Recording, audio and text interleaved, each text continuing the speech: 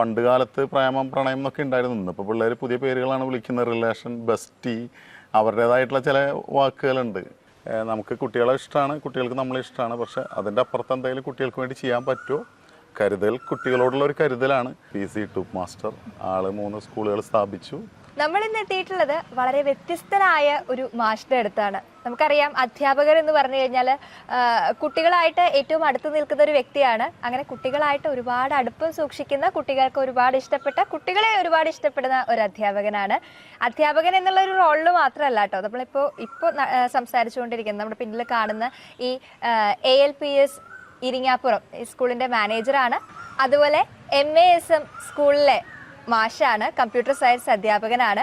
അപ്പോൾ ജോഫി മാഷിനെ കുറിച്ച് ഇനി ഒരുപാട് കാര്യങ്ങൾ പറയാണ്ട്, അത് നമുക്ക് വഴിയേ പറയാം. എപ്പോൾ എന്തായാലും നമ്മൾ ജോഫി മാഷ് പുതുതായിട്ട് ഒരു പ്രൊഡ്യൂസറായിട്ട് അരങ്ങേറിയിട്ടുണ്ട്. അതായത് ഒരു വീഡിയോ ആൽബം, കുട്ടികൾക്കായിട്ടുള്ള സ്പെഷ്യൽ ആയിട്ടുള്ള ഒരു വീഡിയോ ആൽബം കരുതൽ, ആ ഒരു ആൽബത്തിന്റെ പ്രൊഡ്യൂസറാണ്. അപ്പോൾ അതിനെക്കുറിച്ചുള്ള വിശേഷങ്ങളും ഒക്കെ നമുക്ക് സംസാരിക്കാം. നമസ്കാരം മാഷേ. നമസ്കാരം. തൃശ്ശൂർ ജില്ലയിലെ ഏറ്റവും കൂടുതൽ വിദ്യാർത്ഥികളുള്ള 2ാമത്തെ സ്കൂളിലെ അധ്യാപകനാണ്, +2 വിദ്യാർത്ഥികളെ. അപ്പോൾ നമുക്കറിയാം, കൗമാരക്കാരെന്ന് പറയുമ്പോൾ ഒരു പ്രത്യേക സ്റ്റേജാണ്. അങ്ങനെയുള്ള നമ്മുടെ തൃശ്ശൂർ ജില്ലയിലെ 2ാമത്തെ സ്കൂള്. അപ്പോൾ ആ സ്കൂളിൽ ഒരുപാട് കുട്ടികളെ ഡീൽ ചെയ്യുന്നത് കൊണ്ട് തന്നെ ആയിരിക്കാം ഇങ്ങനെ ഒരു സാമൂഹ്യ പ്രതിബദ്ധതയുള്ള ഒരു തീമിനോട് ചേർന്ന് അതിന്റെ ഒരു ഐഡിയ മാഷിൽ നിന്നാണല്ലോ തുടങ്ങുന്നത്. അപ്പൊ അങ്ങനെ എത്തിയത് ഈ ഒരു അധ്യാപകനായതുകൊണ്ട് തന്നെയായിരിക്കും അല്ലേ? ഇങ്ങനെയുള്ള ഒരുപാട് സിറ്റുവേഷൻസ്, ഇതുപോലെയുള്ള പല പല സിറ്റുവേഷൻസ് ഒക്കെ നേരിട്ട് കാണുന്ന ഒരു അധ്യാപകനും കൂടി ആയിരിക്കും അല്ലേ? അപ്പോ നമ്മള് ഈ കരുതൽ എന്നുള്ള ഒരു ആൽബം, അതിന്റെ തുടക്കം അതെങ്ങനെയായിരുന്നു? ഞാനിപ്പോൾ ഒരു 10-25 വർഷമായി അധ്യാപകനായിട്ട്. നമ്മൾ ഈ MCA കഴിഞ്ഞിട്ട് ആദ്യം ഗുരുവായൂർ അപ്ടെക്കിലാണ്, കമ്പ്യൂട്ടർ സയൻസിൻ്റെ ട്രെയിനിങ് സെൻ്ററാണ്, അതിൽ അക്കാദമിക് ഹെഡായിരുന്നു. പിന്നീട് നമ്മൾ വേലൂർ ബോധി കോളേജിൽ കമ്പ്യൂട്ടർ അധ്യാപകനായിട്ട് വർക്ക് ചെയ്തു. പിന്നെ കുന്നോളം IRSൽ സീനിയർ ഫാക്കൽറ്റി ആയിട്ട് വർക്ക് ചെയ്തു. അതിനുശേഷം നമ്മൾ പെരുമ്പിലാവ് അൻസാറിൽ +2 അധ്യാപകനായി ഒരു വർഷം കഴിഞ്ഞ് 2ാമത്തെ വർഷത്തിലേക്ക് കടക്കുമ്പോഴാണ് ഞാനിപ്പോൾ വർക്ക് ചെയ്യുന്ന MASM ഹയർ സെക്കൻഡറി സ്കൂളിലേക്ക് വരുന്നത്. അവിടെ ഇപ്പോൾ ഏകദേശം ഈ ജൂലൈയോടുകൂടി 24 വർഷമാവും. അപ്പോൾ നമ്മളൊരു 25 വർഷമായി മൊത്തം ടീച്ചിങ് ഫീൽഡിൽ. ഒരുപാട് കുട്ടികളെ നമ്മൾ കണ്ടു, പഠിപ്പിച്ചു, അവരായിട്ട് ഇടപഴകാനായിട്ട് സാധിച്ചു. അപ്പോൾ നമ്മൾ ഈ അധ്യാപനം അല്ലെങ്കിൽ അധ്യാപകൻ എന്നുള്ളതിൻ്റെ അപ്പുറത്ത് കുട്ടികൾക്ക് വേണ്ടി എന്തെങ്കിലും ചെയ്യാൻ പറ്റുമോ?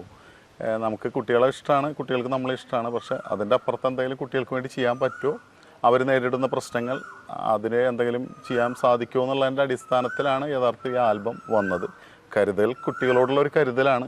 പല പല വിഷയങ്ങളിൽ നമുക്ക് കരുതലാവാം. നമ്മളിവിടെ പ്രതിപാദിക്കുന്നത് കൗമാര പ്രണയത്തിലെ ചതിക്കുഴികളും അങ്ങനെ എന്തെങ്കിലും സംഭവിച്ച സൗഹൃദ ക്ലബ്ബ് നേതൃത്വം നൽകുന്ന വി ഹെൽപ്പ് എന്ന് പറയുന്ന കൗൺസിലിംഗ് സെൻറ്റർ സഹായത്തോടു കൂടി ഒരു സാധാരണ സ്കൂൾ ജീവിതത്തിലേക്ക് എങ്ങനെ വരാം എന്നുള്ള അതാണ് ഇതിലെ പ്രതിപാദ്യ വിഷയം. അതാണ് കരുതലിന് കാരണമായത്.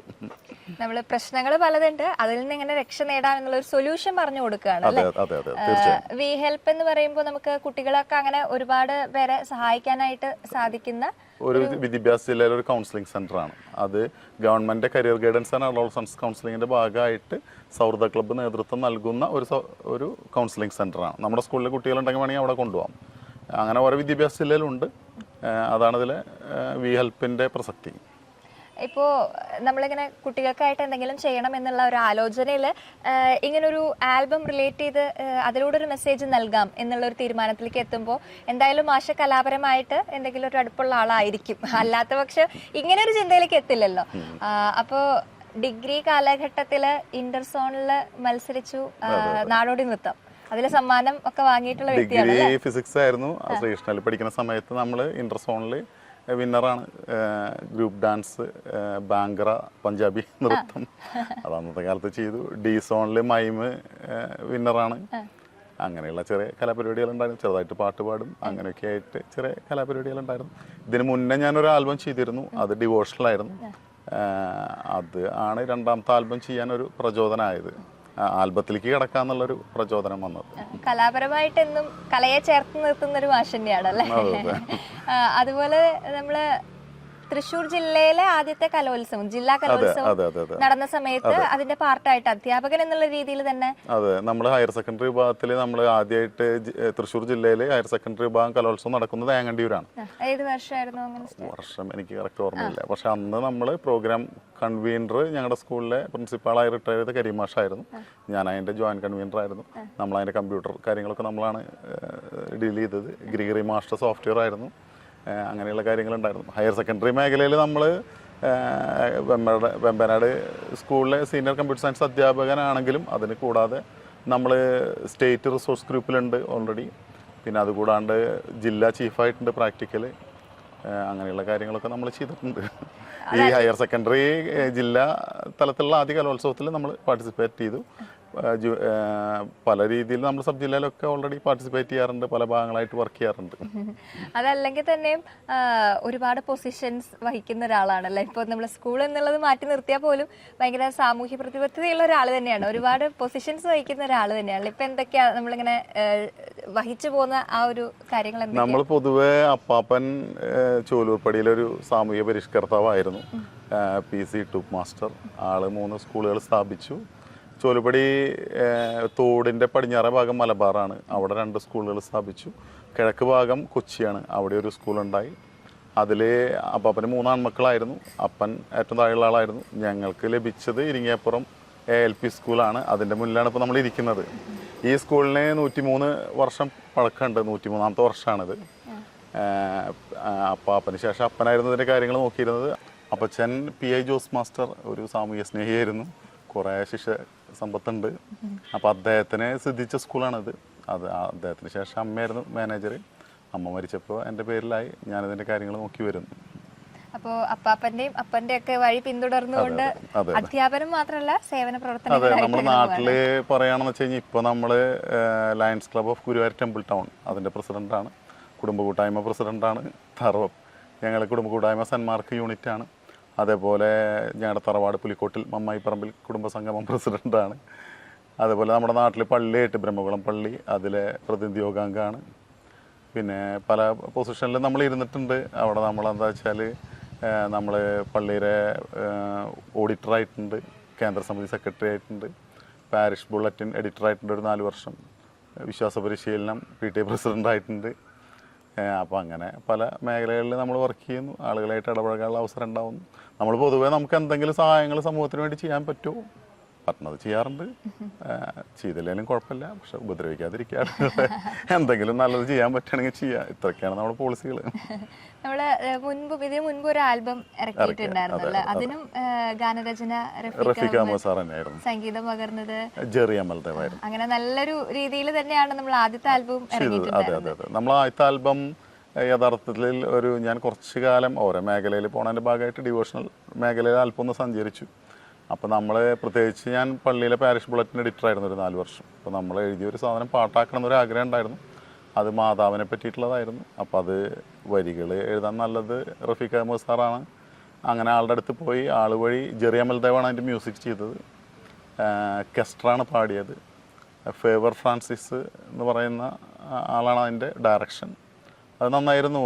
CMC കർമ്മലീത്ത പ്രൊവിൻസിൻ്റെ പ്രൊവിൻഷ്യൽ ഹൗസിലാണ് ചെയ്തത്, കോലഴിയിൽ. അത് തിരക്കേടില്ലാത്ത രീതിയിൽ മൂവ് ചെയ്തു. അതാണ് അടുത്തൊരു ആൽബം എന്ന് പറയുന്ന ഒരു കൺസെപ്റ്റിലേക്ക് എത്തിയത്. അതിൻ്റെ ഒരു വ്യൂവും സ്വീകാര്യതയും കണ്ടപ്പോഴാണ് അതിലേക്ക് എത്തിയത്. പിന്നെ നമ്മുടെ സ്കൂളിലെ കുട്ടികളുടെ ഇടയിൽ കാണുന്ന പ്രശ്നങ്ങളും ഒക്കെ ഫേസ് ചെയ്തപ്പോൾ നമ്മൾ അതിനും ഒരു സൊല്യൂഷൻ ഉള്ള രീതിയിൽ കരുതൽ എന്നുള്ള അതിന്റെ തീമിലെത്തി. പിന്നെ അതിന്റെ ഒരു വളർച്ച എങ്ങനെയായിരുന്നു? നമുക്കിപ്പോൾ കുട്ടികളെ നമ്മൾ ടീനേജ് കുട്ടികളെയാണല്ലോ പഠിപ്പിക്കുന്നത്. അപ്പോൾ നമ്മൾ പഠിപ്പിക്കുക എന്നുള്ളതിൻ്റെ അപ്പുറത്ത് ഒരുപാട് പ്രശ്നങ്ങൾ നമ്മൾ ഫേസ് ചെയ്യേണ്ടതുണ്ട്. നമ്മളും ഫേസ് ചെയ്യുന്നുണ്ട്, കുട്ടികളും ഫേസ് ചെയ്യുന്നുണ്ട്.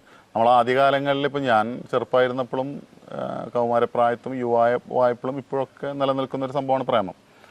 ഇപ്പോഴത്തെ കുട്ടികളിലും അതുണ്ട്. ഞാൻ സ്കൂളിൽ ജോയിൻ ചെയ്ത സമയത്തും അതുണ്ട്. അത് കുട്ടികളുടെ ഇടയിലുള്ളൊരു വിഷയമാണ്. അതേപോലെ ഡ്രഗ്സ്, റാഗിങ്, കുട്ടികളുടെ വീട്ടിലുള്ള പ്രശ്നങ്ങൾ, അങ്ങനെ പല പ്രശ്നങ്ങൾ അഭിമുഖീകരിക്കുന്ന കുട്ടികളാണ് നമ്മുടെ മുന്നിലിരിക്കുന്നത്. അപ്പോൾ ഈ ഏതെങ്കിലും ഒരു വിഷയം നമ്മൾ അഡ്രസ്സ് ചെയ്യാം എന്ന് പറയുമ്പോൾ തുടക്കം തൊട്ടുള്ളൊരു വിഷയമാണല്ലോ പ്രണയം. പണ്ട് കാലത്ത് പ്രേമം, പ്രണയം എന്നൊക്കെ ഉണ്ടായിരുന്നു. ഇന്നിപ്പോൾ പിള്ളേർ പുതിയ പേരുകളാണ് വിളിക്കുന്നത്, റിലേഷൻ, ബെസ്റ്റി, അവരുടേതായിട്ടുള്ള ചില വാക്കുകളുണ്ട്. അപ്പോൾ അതിനെ തുടർന്ന് നമ്മൾ ഉണ്ടായൊരു സംഭവത്തെ അഡ്രസ്സ് ചെയ്തു എന്നുള്ളതാണ് കരുതൽ എന്ന് പറയുന്ന ആൽബം. അപ്പോൾ അത് നമ്മൾ വന്നത് കൗമാര പ്രണയത്തിലെ ചതിക്കുഴികൾ. അതിപ്പോൾ നമുക്ക് എന്താ വെച്ചാൽ ഞാൻ സ്കൂളിലെ സൗഹൃദ ക്ലബ്ബ് ആയതുകൊണ്ട് സൗഹൃദ ക്ലബ്ബും വി ഹെൽപ്പൊക്കെ അതിൽ കയറി വന്നു. അങ്ങനെ ആരെങ്കിലും ട്രാപ്പിൽപ്പെട്ട എങ്ങനെ അവരെ ഒരു നോർമൽ സ്കൂൾ ലൈഫിലേക്ക് കൊണ്ടുവരാം, സൗഹൃദ ക്ലബിൻ്റെ സഹായത്തോടുകൂടി, വി ഹെൽപ്പിൻ്റെ സഹായത്തോടുകൂടി കൗൺസിലിംഗ് ചെയ്ത് അങ്ങനെ കൊണ്ടുവരാം എന്നുള്ളതാണ് ഇതിലെ പ്രതിപാദ്യ വിഷയം. നമ്മൾ സ്കൂളിൽ ഇപ്പോൾ പ്രത്യേകിച്ച് കഴിഞ്ഞ വർഷം എനിക്ക് ക്ലാസ് ചാർജ് ഉണ്ടായിരുന്നു. അപ്പോൾ ചില നമ്മുടെ മുന്നിലിരിക്കുന്ന കുട്ടികളുടെ ഇടയിൽ ചില കപ്പിൾസ് അല്ലെങ്കിൽ റിലേഷനൊക്കെ കാണാം. പൊതുവെ ഇപ്പോൾ നോർമൽ ക്ലാസ് ടൈമിൽ കുഴപ്പമില്ല. ക്ലാസ് വിട്ട സമയത്ത് ഫ്രീ ടൈമിൽ ഇവർ കൂടുതൽ രണ്ടുപേര് സംസാരിക്കുന്നു, ആൺകുട്ടിയും പെൺകുട്ടികളും പിന്നിൽ നിന്ന് സംസാരിക്കുന്നു, അതൊന്നും കുഴപ്പമില്ല.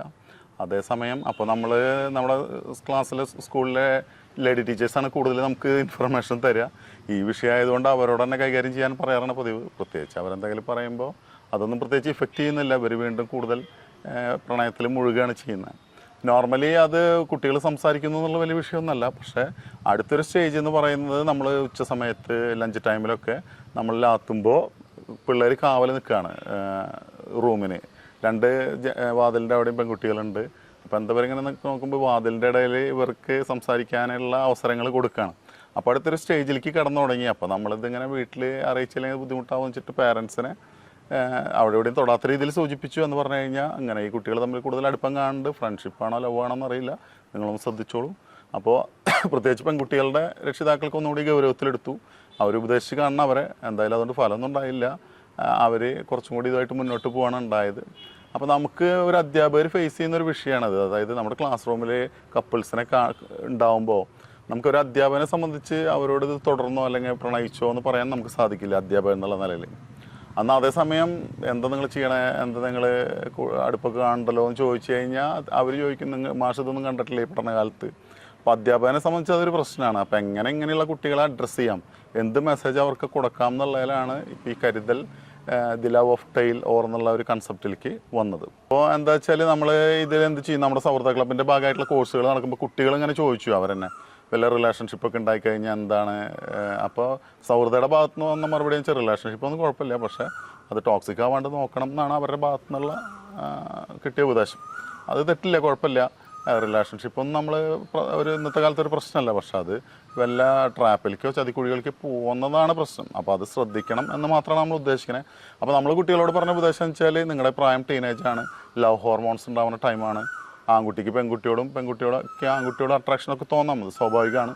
ചിലപ്പോൾ ഒരു ആൺകുട്ടിക്ക് പെൺകുട്ടിയായിട്ട് ചെറിയ അടുപ്പം തോന്നി, അവരായിട്ട് സംസാരിക്കുന്ന ഫ്രണ്ട്ഷിപ്പ് ആവണം. ചിലപ്പോൾ വേറൊരു പെൺകുട്ടിയെ കണ്ടാൽ ഇവൻ അതിൻ്റെ പിന്നാലെ പോവാം, പെൺകുട്ടിയായാലും തിരിച്ച് സംഭവിക്കാം. അപ്പോൾ നിങ്ങളങ്ങനെ ഒരു ഫ്രണ്ട്ഷിപ്പ് ഉണ്ടെങ്കിൽ അത് കണ്ടിന്യൂ ചെയ്യുക. ആ കോഴ്സ് കഴിയുമ്പോഴും വരെ നിങ്ങൾ ഫ്രണ്ട്ഷിപ്പായി തുടരുക.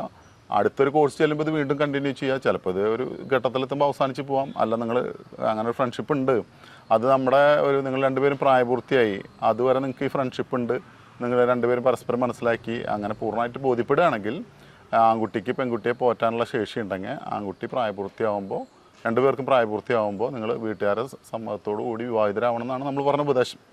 ഇതെങ്ങനെ നമുക്ക് ഇവരിലെത്തിക്കാം, ഒരു വിഷ്വൽ രൂപത്തിലെത്തിക്കാം. അപ്പോൾ നമ്മളിതിൻ്റെ രണ്ട് എക്സ്ട്രീംസ് പറഞ്ഞു. അതായത് ഇത് ട്രാജഡി ആവാം, നല്ലതും ആവാം ഈ കേസ്. അപ്പോൾ ഒരു കേസ് എന്ന് വെച്ചാൽ ഒരു കുട്ടി ഒരു ആൺകുട്ടീനായിട്ട് പ്രണയത്തിലായി. രണ്ട് കാസ്റ്റാണ്, പെൺകുട്ടി കുറച്ച് റിച്ചാണ്, വേറൊരു കാസ്റ്റാണ്, ആൺകുട്ടിയും വേറെ കാസ്റ്റാണ്. അപ്പോൾ വീട്ടുകാരെ എതിർത്ത് വന്നാൽ ഇവർ പ്രണയിച്ച് വിവാഹം കഴിച്ചു, കുട്ടിയായി. ഒരു വർഷമാകുമ്പോഴേക്കും ആൺകുട്ടിയുടെ ആണിൻ്റെ ഭാഗത്തുനിന്ന് അവനൊരു ഫ്രോഡായിരുന്നു, അവനൊരു കളവ് കേസിൽ പെട്ടു, ജയിലിലായി. അങ്ങനെ ഒരു വിചാരിച്ച ലെവലിലെല്ലാം പോണത്, ഓട്ടോറിക്ഷ ഓടിച്ച് നടക്കുകയാണ്. അപ്പോൾ പെൺകുട്ടി വീട്ടുകാർ ഉപേക്ഷിച്ചു, പെൺകുട്ടി പെട്ട ഒരു കൊച്ചായി, ട്രാപ്പ് ചെയ്യപ്പെട്ട പോലെയായി. അപ്പോൾ അത് പറഞ്ഞപ്പോൾ കുട്ടികൾക്ക് ഒരു വിഷമമൊക്കെ ആയി. അതേസമയം നമ്മുടെ അവിടെ തന്നെ ഉണ്ടായൊരു സംഭവം വെച്ചാൽ രണ്ട് പഠിക്കുന്ന കുട്ടികൾ, നല്ല കുട്ടികൾ, അവർ പ്രണയത്തിലായി. ആ പെൺകുട്ടിയുടെ ബ്രദറ് കൂട്ടുകാരും ഈ ആൺകുട്ടീനെ ഒരിക്കൽ തട്ടിക്കൊണ്ടുപോയി മർദ്ദിച്ച് അവശനാക്കി വഴിവെക്കൽ ഉപേക്ഷിച്ചു. അങ്ങനെ ഒരു കണക്കിൽ അതൊക്കെ സെറ്റിൽ ചെയ്തു. പിന്നീട് കുറേ കാലത്തിന് ശേഷം ഞാൻ ആ ആൺകുട്ടിയെ കണ്ടപ്പോൾ അവൻ പറഞ്ഞു, ഞങ്ങൾ വിവാഹിതരായി, കൊച്ചായി, രണ്ടുപേർക്കും ജോലിയുണ്ട്, നല്ല ജീവിതം നയിക്കുന്നു. അപ്പോൾ ഒരു ശുഭാന്തിയാണ് അതിന്. അപ്പോൾ കുട്ടികളൊക്കെ കൈയടിച്ചു. അപ്പോൾ ഞാൻ പറഞ്ഞു, അല്ല, നല്ല പ്രണയത്തിന് ചിലപ്പോൾ നല്ല തല്ല് കിട്ടേണ്ടി വരും. അപ്പോൾ ചിലവരൊക്കെ ഷർട്ടൊക്കെ ഊരിയിട്ട് പറഞ്ഞു, ഞങ്ങൾ എന്തിനും തയ്യാറാണ് സാറേ. അപ്പോൾ അങ്ങനെയൊക്കെ ആവേശമുണ്ട്, സംഭവം ശരിയാണ്. അപ്പോൾ ഇതിൻ്റെ ഇടയിൽ നിന്നിട്ടൊരു മെസ്സേജ് കൊടുക്കുക, പ്രണയം തെറ്റല്ല, റിലേഷൻഷിപ്പ് തെറ്റല്ല, നല്ല സൗഹൃദങ്ങൾ ഉണ്ടാവണം, നല്ലതാണ്. പക്ഷേ അതിൽ ചതിക്കുഴിയിൽ വീഴാണ്ട് നോക്കണം, ശ്രദ്ധിക്കണം, ഒരു കരുതൽ വേണം. ഇതൊക്കെയാണ് ഇതുകൊണ്ട് ഉദ്ദേശിക്കുന്നത്. കുട്ടികൾക്കൊരു മാർഗ്ഗനിർദ്ദേശം ആയിക്കോട്ടെ എന്ന് വിചാരിച്ച് മാത്രമല്ല, ഞാൻ സൗഹൃദങ്ങൾ അതുകൊണ്ട് അങ്ങനെ എന്തെങ്കിലും ട്രാപ്പ് ചെയ്യപ്പെടുകയാണെങ്കിൽ അതോടുകൂടി ജീവിതം അവസാനിച്ചു എന്ന് വിചാരിക്കേണ്ട. നമ്മൾ എന്തെങ്കിലും വിഷമം ഉണ്ടായി കഴിഞ്ഞാൽ കൗൺസിലിംഗ് സെൻ്ററുമായിട്ട് ബന്ധപ്പെടുക, വി ഹെൽപ്പായിട്ട് ബന്ധപ്പെടുക, ഒരു നോർമൽ ലൈഫിലേക്ക്, നോർമൽ സ്കൂൾ ജീവിതത്തിലേക്ക് വരിക എന്നൊക്കെയുള്ളതാണ് അതിൻ്റെ പ്രതിപാദ്യ വിഷയം.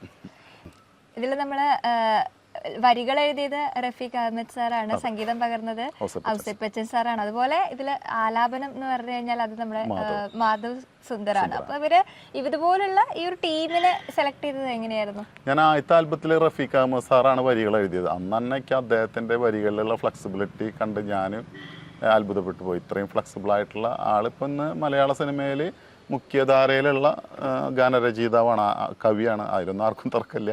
അതുകൊണ്ട് ആളല്ലാതെ വേറൊരു ഓപ്ഷൻ ഇല്ല.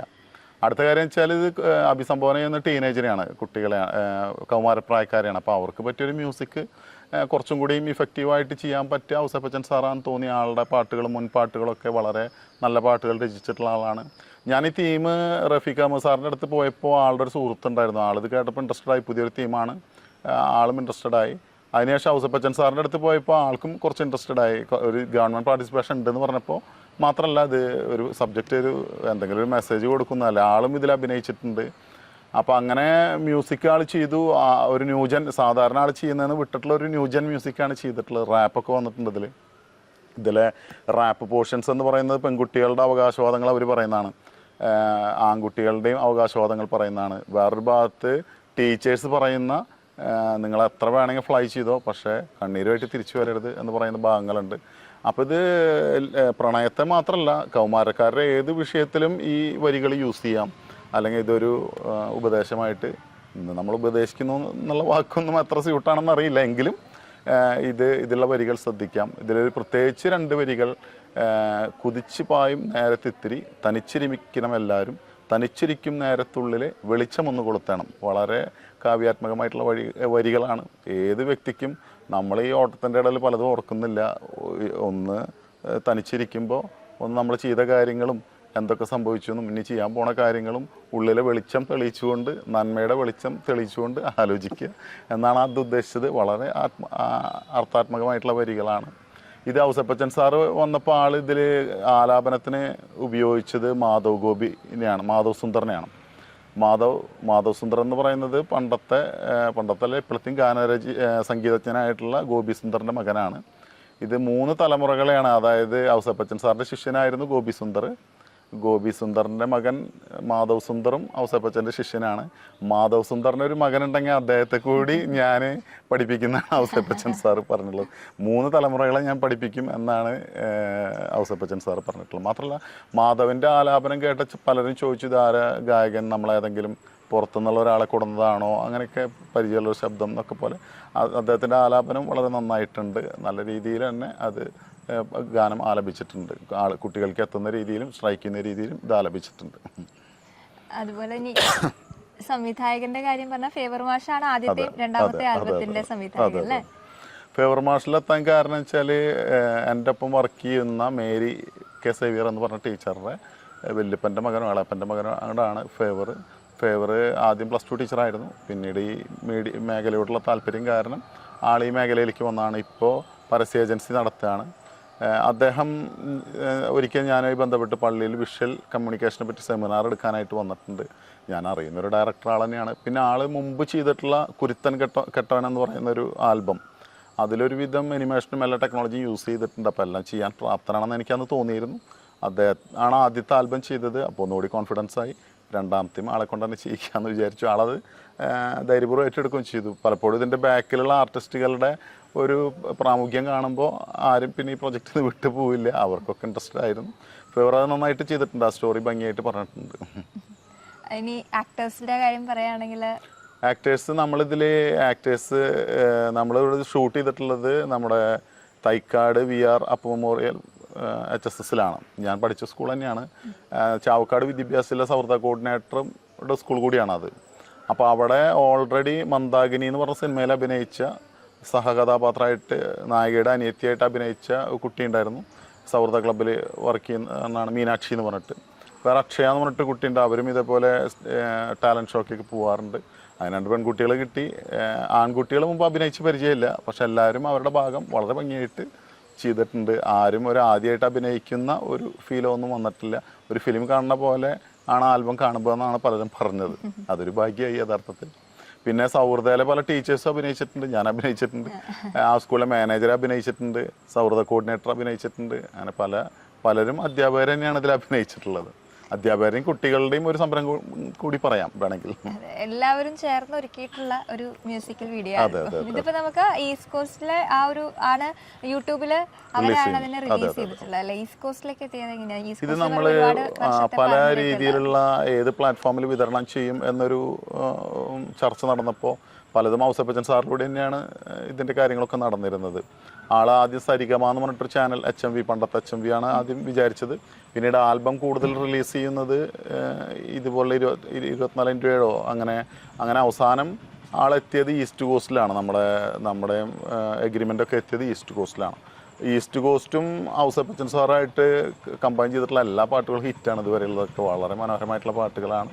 അപ്പോൾ അദ്ദേഹത്തിന് കോൺഫിഡൻസ് ഉള്ള ഒരു ചാനലാണ് ഈസ്റ്റ് കോസ്റ്റ് വിജയൻ്റെ. അവരത് ഭംഗിയായിട്ട് വിതരണം ചെയ്യുന്നതുകൊണ്ട് ആൾക്കാർ കുറേ കാണുന്നുണ്ട്. ഇതൊരു 10 ദിവസം ആകുമ്പോഴേക്കും അതൊരു 15K ആയി.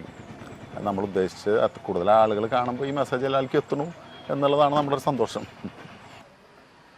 നമ്മളിങ്ങനെ ആൽബം പുതുതായിട്ടൊന്ന് ചെയ്യാമെന്നൊക്കെയുള്ള അഭിപ്രായം പറയുന്ന സമയത്ത് ഫാമിലി സപ്പോർട്ടായിരുന്നു?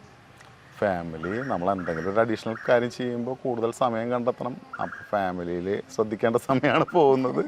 എങ്കിലും വൈഫും കുട്ടികളൊക്കെ സപ്പോർട്ടിങ് തന്നെയാണ്. വൈഫ് ഈ സ്കൂളിൽ തന്നെ ടീച്ചറാണ്. രേഷ്മ, അതുപോലെ 3 ആൺമക്കളാണ്. മൂത്താൻ അലൻ, അവൻ 10ാം ക്ലാസ്സിൽ പഠിക്കുന്നു. രണ്ടാമത്തെ എവിൻ, അവൻ 5ാം ക്ലാസ്സിൽ പഠിക്കുന്നു. ചെറുത് 2.25 വയസ്സുകാരുണ്ട്, അയാൻ. അവനും എല്ലാ സപ്പോർട്ടും തരുന്നുണ്ട്. അങ്ങനെ ഫാമിലി ഫുൾ സപ്പോർട്ട് ആയിട്ടുണ്ട് അല്ലേ? അതുപോലെ സിസ്റ്ററും ലോഡ്ജിലെ ദിവസമൊക്കെ ചേച്ചി വന്നിട്ടുണ്ടായിരുന്നു അല്ലേ? ഉണ്ട്. ഷൂട്ടിങ്ങിൽ ചേച്ചി ഉണ്ടായിരുന്നു. ചേച്ചി ഈ സ്കൂളിലെ അഡ്മിനിസ്ട്രേറ്റർ ആണ് ചേച്ചി. അവരും ഇതിലൊരു ഭാഗം ചെയ്തിട്ടുണ്ട്. ഒരു ടീച്ചേഴ്സ് ഫാമിലിയാണ്. അതെ. നമ്മളെ അപ്പച്ചൻ ഹെഡ് മാഷായിരുന്നു, അമ്മ ഹെഡ് മിസ്സസ് ആയിരുന്നു, 3 ചേച്ചിമാർ ടീച്ചർമാരാണ്. ഞാൻ മാഷാവണ്ട വെച്ചിട്ടാണ് MCക്ക് പോയി. അവസാനം ഞാനും മാഷൻ്റെ കുറച്ച് ഇൻട്രസ്റ്റ് എടുത്ത അമ്മയാണ് വീട്ടിൽ. നാട്ടിൽ നിൽക്കുമല്ലോ എന്ന് വെച്ചിട്ട് ഞാൻ ഈ ആൽബത്തിൽ മുമ്പ് ആൽബം ചെയ്തപ്പോൾ അതിൻ്റെ പ്രൊഡക്ഷൻ ഫിനാൻസ് മൊത്തം ഞാൻ എടുത്തത്. അപ്പോൾ അതിൻ്റെ ലോഞ്ചിങ് ടൈമിൽ എൻ്റെ ഒരു ക്ലാസ്മേറ്റ്, MCA ക്ലാസ്മേറ്റ് മിൽട്ടൺ എന്ന് പറഞ്ഞിട്ട്, അവൻ പറഞ്ഞു അടുത്ത ആൽബം ചെയ്യുകയാണെങ്കിൽ അവൻ സഹകരിക്കാം. പിന്നെ ഒരു ഗവൺമെൻറ് സ്കീം നമ്മുടെ ഒരു പ്രൊജക്റ്റ് ചാവക്കാട് വിദ്യാഭ്യാസ ജില്ലാ സൗഹൃദ ക്ലബിൻ്റെ പ്രൊജക്റ്റായിട്ട് സബ്മിറ്റ് ചെയ്തപ്പോൾ അവരും കൂടി ഒരു പ്രൊഡക്ഷൻ പാർട്ട്ണറായി. അതാണ് യഥാർത്ഥത്തിൽ 3 പേരും കൂടി ഈ ആൽബത്തിലേക്ക് എത്തിയത്. മിൽട്ടനും പ്രിയ ടീച്ചർ, ചാവക്കാട് വിദ്യാഭ്യാസ ജില്ലാ സൗഹൃദ കോർഡിനേറ്റർ, അവരും ഇതിൽ കാര്യമായിട്ട് റോൾ എടുത്ത് അവരും കോ പ്രൊഡ്യൂസേഴ്സാണ്. 3 പേര് കൂടിയിട്ടാണ് ഈ ആൽബം ഇറക്കിയിട്ടുള്ളത്. ഇത് ഭാവിയിൽ നമ്മൾ വിചാരിക്കുന്നത് ഗവൺമെൻറ് ഒരു സർക്കുലറായിട്ട് ഗവൺമെൻറ് ഈ പ്രൊജക്റ്റ് ഏറ്റെടുക്കുന്നു, അല്ലെങ്കിൽ സ്റ്റേറ്റ് സൗഹൃദ ക്ലബ്ബ് ഇത് ഏറ്റെടുക്കുന്നു. ഇത് ഒരു സർക്കുലറായിട്ട് കേരളത്തിലെല്ലാ കുട്ടികളും ഇത് കാണണം എന്ന് പറഞ്ഞിട്ടൊരു സർക്കുലർ പുറപ്പെടുവിക്കുന്നതാണ് നമ്മൾ വിചാരിക്കുന്നത്. മാത്രമല്ല ഇപ്പം ഇന്നത്തെ കാലത്ത് നമ്മുടെ പാരൻസിനെ സംബന്ധിച്ച് ടീനേജ് ആയിട്ടുള്ള ബോയോ ഗേളോ ഉണ്ട് വെച്ചാൽ അവർ വല്ല റിലേഷനിൽ പെട്ട പാരൻസ് പറഞ്ഞാൽ അതൊന്നും നിൽക്കില്ല, ഒന്നും പറയാൻ പറ്റില്ല. അവരുടെ ഒരു കാലം തീ പിടിച്ച കാലമാണ്. അവരതുമായിട്ട് അങ്ങനെ മുന്നോട്ട് പോകാൻ തന്നെ ചെയ്യും. അപ്പോൾ അറ്റ്ലീസ്റ്റ് നീ ആൽബെങ്കിലും കാണണ്ട, അല്ലെങ്കിൽ പെൺകുട്ടിയോട് ഈ ആൽബെങ്കിലും കാണും, ഇങ്ങനെയുള്ള പ്രശ്നങ്ങൾ ഇതിലുണ്ട് എന്ന് പറയാനെങ്കിലും സാധിക്കും എന്നാണ് നമ്മൾ വിചാരിക്കുന്നത്. തീർച്ചയായിട്ടും ഒരുപാട് പേര് കണ്ടുകൊണ്ടിരിക്കുന്നുണ്ട്. ഇപ്പോഴും യൂട്യൂബിൽ അവൈലബിൾ ആണല്ലോ, എല്ലാവരും കണ്ടുകൊണ്ടിരിക്കുകയാണ്. കറക്റ്റായിട്ടൊരു മെസ്സേജ് കുട്ടികളിലേക്ക് എത്തിക്കാനായിട്ട് സാധിക്കുന്ന ഒരു ആൽബം തന്നെയാണ് അല്ലേ? അപ്പൊ ഇതുപോലുള്ള സാമൂഹ്യ പ്രതിബദ്ധതയുള്ള പുതിയ സംരംഭങ്ങളുമായിട്ട് ഇനി വീണ്ടും കാണാമെന്ന് പ്രതീക്ഷിക്കുന്നു. ആയിക്കോട്ടെ. ഇതില് എന്തായാലും ആൽബം കാര്യങ്ങളൊക്കെ ഇൻവെസ്റ്റ്മെന്റ് ആവശ്യമാണ്. ഞാൻ അധ്യാപകനും ഭാര്യ ടീച്ചറുമാണ്. നമ്മുടെ ഒരു സമ്പാദ്യത്തിലൊരു വിഹിതം എടുത്താണ് ഇതൊക്കെ ചെയ്യുന്നത്. ഒരുപാട് ചെയ്യാനുള്ള സ്കോപ്പില്ല, എങ്കിലും പട്ടണം പോലെയുള്ള കാര്യങ്ങൾ ചെയ്യണം എന്നാണ് ആഗ്രഹം. അപ്പം എന്തായാലും ഒരുപാട് നല്ലൊരു ആൽബം, വീഡിയോ ആൽബം, നല്ലൊരു മ്യൂസിക്കാണ്, ലിറിക്സും എല്ലാം നമുക്ക് എടുത്തു പറയേണ്ട ഒന്ന് തന്നെയാണ്. അപ്പോൾ ഇങ്ങനെ നല്ലൊരു ട്രീറ്റ് നൽകിയതിന് ഒരുപാട് നന്ദി. താങ്ക്സ്. ഓക്കെ.